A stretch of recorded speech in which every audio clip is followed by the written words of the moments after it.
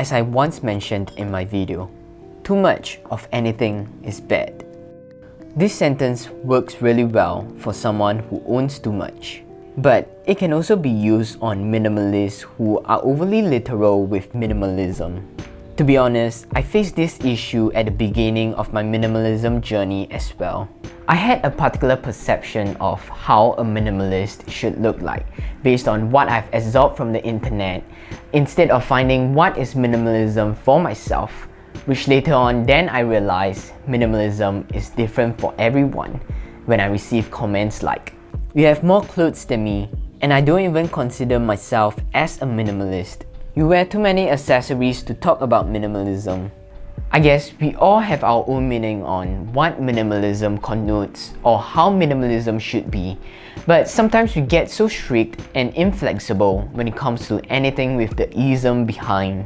It's as if there's no other way than this particular way, and we get critical with our judgment. So recently, I got really inspired by Jenny Mustard's and other minimalists' video on why they are not a minimalist, and I thought that's a pretty awesome and goofy way with a sense of self-mocking humor to go against what I've always preached about owning less. And I might as well spill the beans and show you guys why am I not a minimalist. I've classified them into 5 categories, which is easier for you guys to relate to. First, let us start with collection. Let's start with something I've always mentioned about and always use as an example on my videos. That would be my houseplants. It's a recent hobby that I've adopted last year. Frankly speaking, my younger self probably will be surprised by this newly developed interest because I used to be someone who disliked plants. I even told my girlfriend that I wouldn't want to have plants in my future house. It's not that I hated them, I just don't know how to appreciate plants. And back then, my mind was filled with street culture and I wanted my house to be decorated with street arts and figurines. And I thought plants were too lame to be in the house. But yet, the current me today wants to have a room just for plants. I think it's totally fine to have collections as a minimalist if they are practical and if they are within your means. But a room full of plants is not practical. So I kept a ceiling for my plants collection and limited to less than 10 plants in my possession at this point of time, which can be a challenge because there are so many beautiful plants out there and I'm always so tempted to bring in new cuttings for propagation. And you might ask, why do I have to limit my collection? And that's because I also cherish my living space, which is also the next point. When we talk about a minimalist living space, it's hard not to relate tiny house movement with a minimalist lifestyle, and I can see why they are strongly connected. When we talk about movement, tiny house movement is almost a sub-movement developed from minimalism. Opting for a simple and tiny house in order to be financially prudent and have more time to do what you want to do, instead of having a huge debt and tie you down to a job that you hate. And of course, there are other reasons why people choose to stay in a tiny house.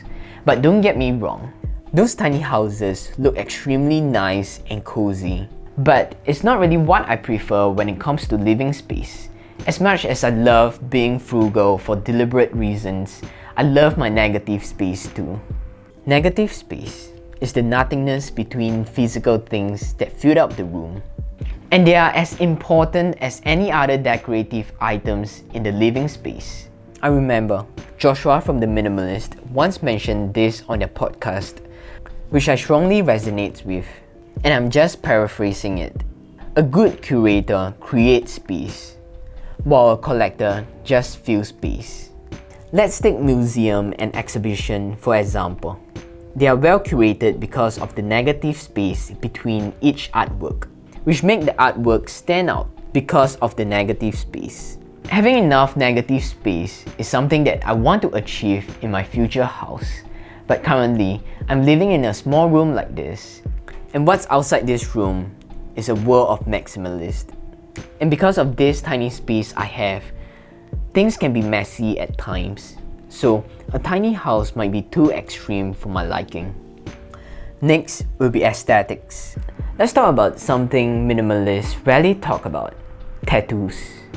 Even though they are not exactly physical, It don't take up physical space, but instead, it occupies our skin space. Tattoo can be considered as a non-essential. It's something that doesn't have obvious functionality in this era, but I've been a fan of tattoos for years. In recent years, I'm interested in irezumi, traditional Japanese tattoos. I really appreciate this kind of art form, whether you see it as an art, aesthetics, or meaningful symbol behind the tattoos. For me, being a minimalist doesn't stop me from wanting more. Even though I have a minimal amount of tattoos currently, 2 of them to be exact, but I do wish to go more in the future. Next is tools. I have quite a bit of camera gears for the video production for this channel, which I can't go any minimal without sacrificing the quality of the video and the productivity of my workflow. I have a lot of cables, batteries, and tripods, and they can be really messy at times. To be honest, it's my fault for being unorganized, but I truly appreciate each one of them, which provide value to me and in terms provide value to you through the video. And that also brings us to the next issue, digital clutter. My digital situation currently is far from being a minimalist. Digital clutter is a big field for us to touch on because we are talking about the screen time spent on emails, social media, and the number of digital documents, photos, videos.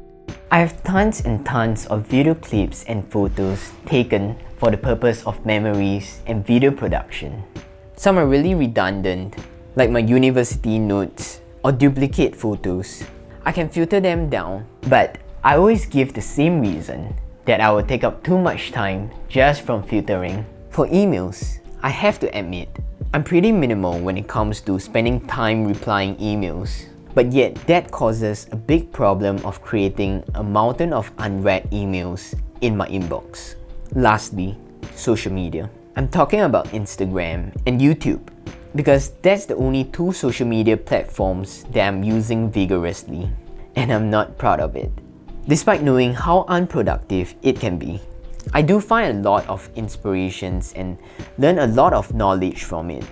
But yet at the same time, ignoring those notifications, likes, and new contents while I want to be productive can be tough because we know that all of these social media platforms are well designed to make us addicted to it by exploiting the vulnerability of our human psychology. Digital clutter is one out of those 5 points that I would like to declutter, and I'm still working on it. So these are 5 points that make me less of a minimalist if there's actually a rule that needed to be followed in order for us to be one. Some of these items are still minimal for the time being, but they are something that I wish to have more.